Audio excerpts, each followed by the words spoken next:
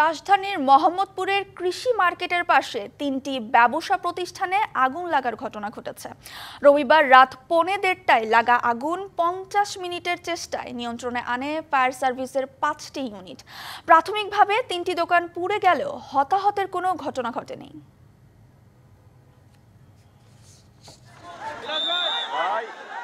উপার্জনের একমাত্র সম্বল আলমদিনা স্টোর, যেখানে বিক্রি হতো বেডিং আর পর্দা। সর্বনাশা আগুনে পুড়ে সব ছাই, তাই ফারজানা আক্তারের কান্না থামছেই না।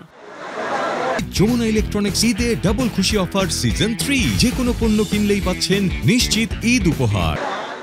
রাত ১:১টার কাছাকাছি সময় লাগা আগুনে আলমদিনা স্টোর এর পাশের আরও 2টি দোকান ধ্বংস হয়েছে।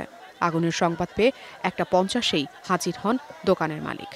আগুন লাগা আধা ঘন্টা থেকে 20 মিনিট পর ওনারা আসছে, তাও প্রথমে একটা ইউনিট আসছে। আমাদের বিহারি যে ভাইরা আছে তারাও যথেষ্ট পরিমাণ আমরা চেষ্টা করতেছি যে আগুনটা কীভাবে নিয়ন্ত্রণ করা যায়, কিন্তু এইভাবে আস্তে আস্তে আগুনটা ছড়াই গেল।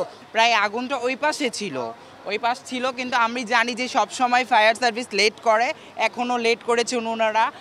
তবে ভেতরে কাপড়, তুলা জাতীয় পদার্থ থাকায় আগুন ছড়িয়ে পড়ে খুবই দ্রুত, এমনটা জানান ফায়ার সার্ভিসের সহকারী পরিচালক।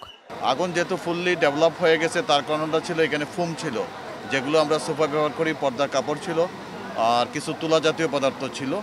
আর যেহেতু বিল্ডিংটা ছিল সেমি পাকা, যার কারণে দ্রুত আগুনটা ছড়াইয়ে পড়ে। তিনি জানান সাধারণ মানুষ যথেষ্ট সহযোগিতা করেছে আগুন নেভাতে, তবে একই সাথে উৎসুক জনতা নানাভাবে বাধার কারণ হয়েও দাঁড়িয়েছে, যাদের নিয়ন্ত্রণে অক্লান্ত পরিশ্রম করেছে মোহাম্মদপুর থানা পুলিশ।